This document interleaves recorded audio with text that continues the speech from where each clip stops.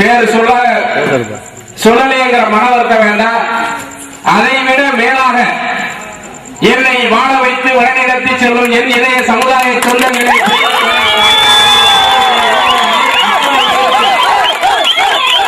நான் சார்ந்திருக்கின்ற தமிழ்நாடு தேவேந்திர வேளாளர் கூட்டமைப்பு சார்பாக என்னுடைய முதற்கண் வணக்கத்தை தெரிவித்துக் கொள்கிறேன்.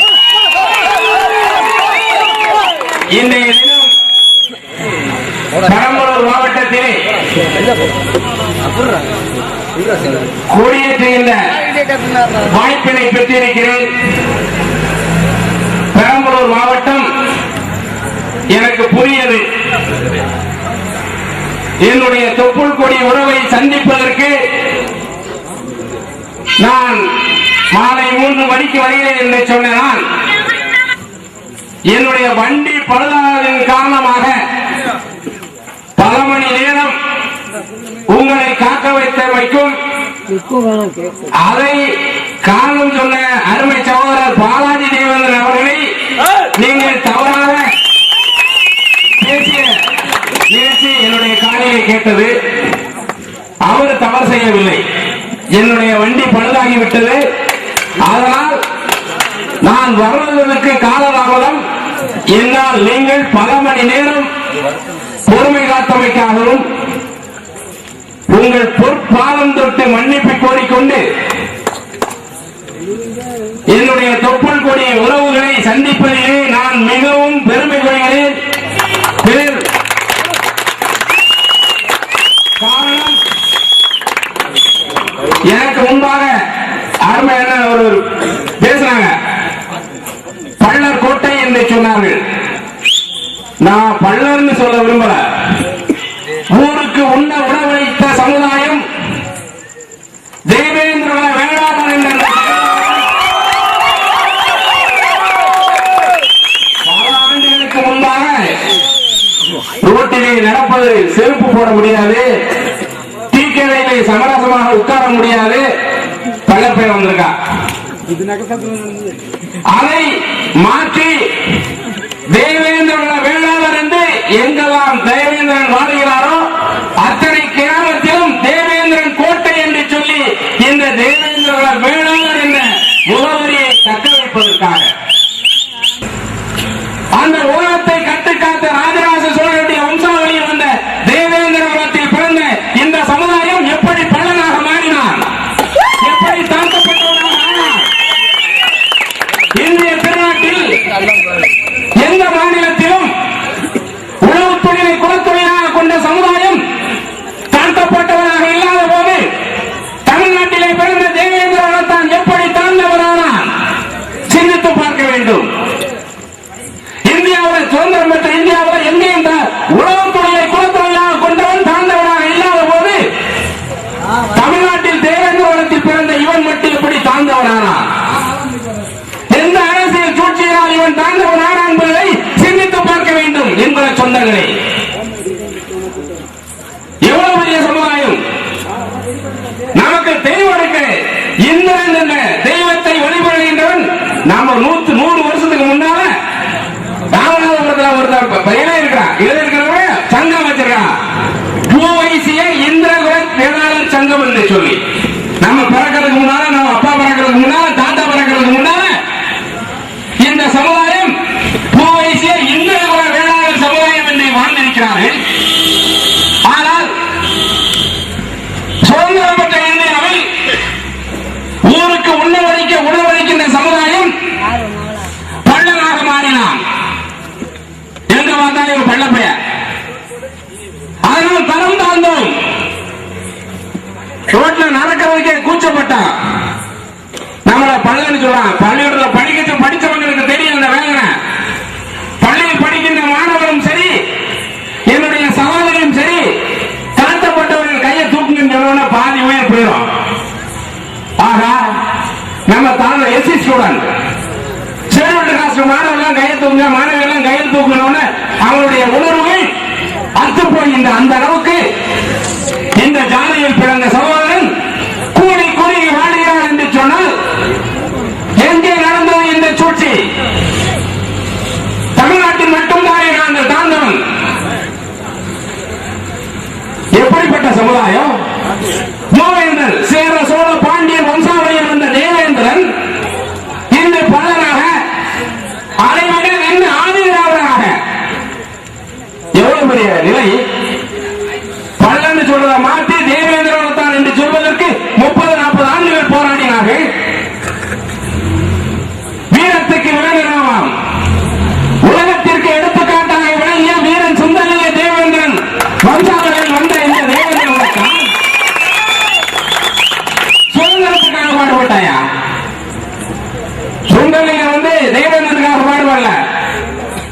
இந்தியாவின் சுதந்திரத்திற்காக பாடுபட்டு உலக நாட்டிற்கு முதல் வெடிகுண்டாக மாறி தற்கொலை படை தலைவராக விளங்கிய வீரன் சுந்தரலிங்க தேவேந்திரன்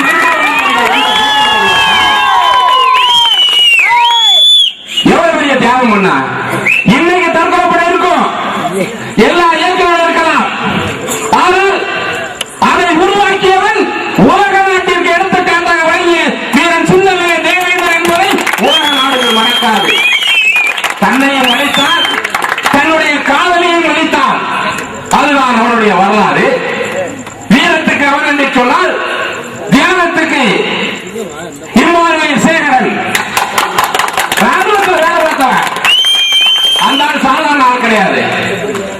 இந்திய ராணுவத்திலே பணியாற்றிக் கொண்டிருக்கின்ற பொழுது தான் பிறந்த சமுதாயம் தாழ்த்தப்பட்டவனாக நசுக்கப்பட்டுக் கொண்டிருக்கிறார்கள், வாழ்வை இழந்து கொண்டிருக்கிறார்கள், வாழ்வாதாரம் கெடுக்கப்பட்டுக் கொண்டிருக்கிறது என்று சொன்னவுடன் தன்னுடைய ராணுவ பதவியை தூக்கி எறிந்துவிட்டு தமிழகத்திற்கு வருகிறார். தேவேந்திர குலத்திற்காக பாடுபடுகிறார். அதனால் அவர் படுகொலை செய்யப்பட்டு இன்னுயிரை நிற்கிறார். இந்த சமுதாயத்திற்காக நிறைய கிராமத்தில் எழுதி போட்டிருப்பாங்க, இம்மானுவேல் சேகரன் புறவில்லை இணைக்கப்பட்டிருக்கிறார் என்று சொல்வார்கள். உண்மை. இம்மானுவேல் சேகரனுடைய புகழ் இன்று எல்லா தமிழ்நாட்டில் இருக்கிற அரசியல்வாதிக்கு தெரியாதது கிடையாது. இந்த வர செப்டம்பர் 11 இம்மானுவேல் சேகரனுடைய நினைவு நாள். அடுத்த 11 தமிழ்நாட்டுடைய அரசியல்வாதிகள் அத்தனை பேரும் அங்கே மண்டியிடுவார்கள். இம்மானுவேல் சேகரனை யார் மண்டியிடுகிறாரோ அவன் தான் ஆட்சி கட்டிலே உட்கார முடியும் என்று மறந்துவிடக்கூடாது. ஆயிரம் ஆயிரம் லட்சம் லட்சம் இம்மானுவேல் சேகரன் இன்று உருவாகிவிட்டார். ஆனால் அவருடைய கொள்கை தான் தாழ்ந்தவன் இல்லை, நான் யாருக்கும் தாழ்ந்தவன் இல்லை என்று சொன்னாரே, அந்த கொள்கையை நாம் சரிவர பயன்படுத்தினோமா? ஒன்றுபட்டால் ஒன்று வாழ்வு என்று சொன்னார்கள். நம்முடைய ஒற்றுமை இருக்கிறதா? சிந்தித்து பாருங்கள். அரசியல் பேசுற அவங்க பேசுகிற அவசியம் கிடையாது. நீ எந்த அரசியல் போனாலும் நீ நாடி வருவது தேவேந்திரோட பிறந்தா இந்த தேவேந்திரன் மட்டும்தான் உன்னை காத்து நிற்கும். எந்த அரசியல்வாதியை காக்க மாட்டான். எந்த மந்திரியாவது பேர் சொல்லி பார்க்கலாம், எந்த எம்எல்ஏ இந்த சமுதாயத்துக்கான பிரச்சனை பேர் சொல்லி நிச்சயம் பேச முடியாது. ஏன்னா அவங்க ஒரு தலைமைக்கு கீழே இருக்காங்க. அது என்ன சொன்னாரு, அரசியல் மின்காரங்க நீங்க யாருக்கும் கட்டுப்படாதீர்கள் என்று சொன்னார்கள். நான் என்னுடைய சகோதரருக்கு சொல்கிறேன், இந்த பசுமை பாண்டியனை விலை கொடுத்து வாங்குவதற்கு தமிழகத்திலே எந்த நாயும் பேசவில்லை. எத்தனை முறை பார்த்திருப்பான். நான் இந்த வேலையோடு பேசுறேன். எல்லாரும் பின்னவன் தெரிந்தவன். இந்த சமுதாயத்தை காப்பாற்றுகின்ற ஒவ்வொரு தலைவரும் பின்பாக அதனுடைய காவல் நாயாக தெரிந்தவன் இந்த பசுமை பாண்டியன். அருமையான ஜான் பாண்டியன் முன்னில 15 வருஷம் தெரிந்திருக்கிறார். தமிழ்நாட்டை கிறிஸ்தாவை கொண்டு வந்து அறிமுகப்படுத்தியவன் பசுமை பாண்டியன். மறுக்கவே முடியாது. காரணம், யாராவது வந்து இந்த சமுதாயத்தை காத்து நிற்பார்களா? வேதனையோடு சொல்றேன். ஒவ்வொரு பெண்ணாலே அலைஞ்சி அலைஞ்சி பார்த்தேன். எல்லாரும் ஒரு சேர்ந்து வாங்கி போறாங்க. அரசியல மாறிடுது. அங்க மிங்க வாங்கிடுறாங்க. நான் குறை சொல்வதற்காக குற்றம் சொல்றேன்னு பேச நினைக்க கூடாது. வேதனையோடு உங்க மனநிலை என்னவோ அதுதான் இந்த பசுமை பாண்டியனுடைய மனநிலையும். என்னுடைய சமுதாயத்தை காப்பாற்றுவார்களா, காத்திருப்பார்களா என்று வேதனையோடு பேசுறேன். பின்னால அலைஞ்சி எனக்கு ஒரு 30 வருஷம் கழிஞ்சு பார்த்த வேற வழி இல்ல. நம்மளே தேவேந்திர வேளாளர் இளைஞர் ஒரு ஆரம்பிச்சாங்க. அதுக்கு பின்னால்தான் எல்லாரையும் பார்த்தேன். இப்ப டைரக்டாவே நம்ம களத்தில் குதிச்சாச்சு. தேவேந்திர வேளாளருடைய கூட்டமைப்பு இதுதான் இந்த சமுதாயத்துடைய முழுமையான பணி. இது ஆரம்பித்த பிறகு தமிழ்நாட்டில் இருக்கிற அரசியல்வாதிக்கு தெரியும், எங்க ஆளுநரோட பட்டியலை சேர்க்கக்கூடாது.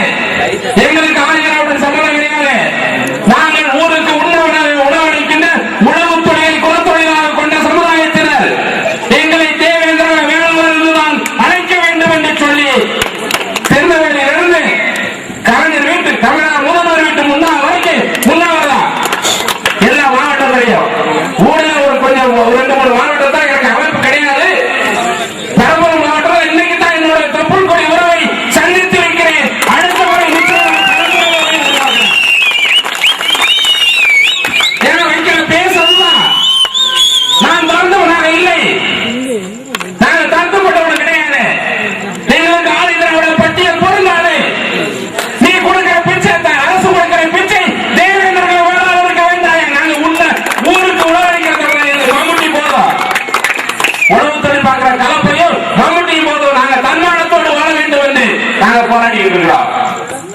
திருநெல்வேலியிலிருந்து மெட்ராஸ் வரைக்கும் பல போராட்டங்கள்.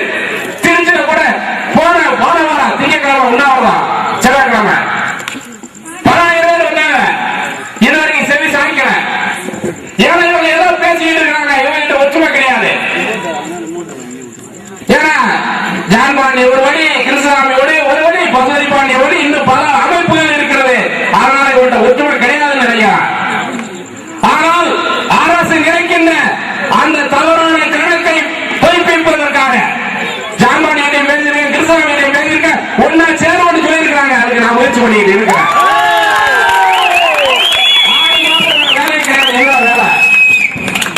நாம் பிரிந்திருப்பீர்களால் இந்த சமுதாயம் பிளவுபட்டிருக்கிறது என்று நினைக்கிறார்கள்.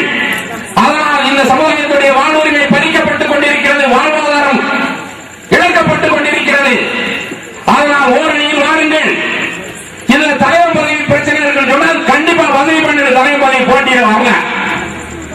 நான் உங்களுக்கு கீழே இருந்து வேலை பார்க்க வரேன்னு இப்படி ஓப்பனா சொல்லிட்டேன். அந்த பெரம்பலூர் மாவட்டத்தில் நாங்க இந்த கிராமத்தை சொல்றேன். பதவி பண்ணி போட்டிக்கு வருவாங்க, நிச்சயமா கிடையாது. எனக்கு யாராவது முன்னிலைப்படுத்தி போன காப்பாற்ற பின்னால வரும் அந்த இளைஞர்கள் போல நானும் முன்னிலை ஒருவனாக நான் அந்த இடத்துக்கு வரேன். 6 மாசம் இன்னைக்கு நேரத்தில் பல வருஷம் போராடினா இப்ப 6 மாசமா ரொம்ப நெருக்கடி கொடுத்துட்டு இருக்கிறேன். யாரு வரவில்லையோ அவர்களை தேவேந்திரோட சமுதாயம் அடையாளம் காட்டும், அப்புறப்படுத்தும் என்பதை சொல்லி கொடுக்கிறார். யார் வரவில்லையோ அவர்களை இந்த சமுதாயம் புறக்கணிக்கும். இது மன வேதனை. எத்தனை உயிர்கள் சேகரம் இருந்து 53வது ஆண்டு, அடுத்த மாசம் 11ஆம் தேதி வந்து 53 வருஷம். இது எத்தனை இழப்புகள், எத்தனை ஆயிரம் இளைஞர்கள் சிறையிலே வாழ்ந்து கொண்டிருக்கிறார்கள். இவர்களெல்லாம் எதற்காக இந்த தியாகங்களை செய்தார்கள்? இந்த சமுதாயத்துடைய வாழ்வுரிமைக்காக போராடியவர்கள், சமூக விடுதலை போராட்ட வீரர்கள், போராளிகள். எத்தனை தாய்மார்கள் வெள்ளச்சேரை கட்டியிருப்பாங்க, உதவியாக இருப்பாங்க. எத்தனை சகோதரர்கள் சிறையிலே வாழ்ந்து கொண்டிருக்கிறார். யாராவது நினைச்சு பார்ப்போமா? பார்க்கணும். அவன் தான் போராளி, சமூக விடுதலை போராடு. நாங்க ரவுடி கிடையாது. நாங்க சமுதாயத்துடைய போராளிகள், சமூக விடுதலைக்கான போராட்டம். இதன் மேல் ஏற்ற தாழ்வுகள் என்ன, மேற்சாதி கீழ்சாதி என்ன? இன்று அரசியலிலே இழந்திருக்கின்ற கலைஞர் அரசு 52 விழுக்காடு தேவேந்திரோட வேளாளருடைய வாக்குகளை பற்றி அரசமைத்திருக்கிறார்கள். நான் சொல்ல Indian today express, Indian express சொல்லுது. பெரிய பத்திரிகை, தமிழ்நாடு இந்தியாவில் பெரிய பத்திரிகை இந்தியன் எக்ஸ்பிரஸும் இந்திய டுடேங்கிற பத்திரிகையில் இருக்க 52 விழுக்காடு வாக்குகளை தேவேந்திர மக்களுடைய வாக்குகளை பெற்று தமிழகத்திலே திமுக திராவிட முன்னேற்ற கழக அரசு ஆட்சியை அமைத்திருக்கிறது என்று எழுதினார்கள். அந்த ஆட்சியை அமைத்து அந்த தேவேந்திரனுக்கு கொடுக்கின்ற பரிசு ஆதி திராவிடன். கிராமத்தில் தெரியாது ஆதி திராவிடன் ராஜசாமி வழங்கணும். இப்ப இதுக்கு முன்னால 12 கொடுத்தான். அதுக்கு அடுத்தபடி இப்போ ஒரு 10 வருஷம் போராடி தேவேந்திரோட தான் வேணும்.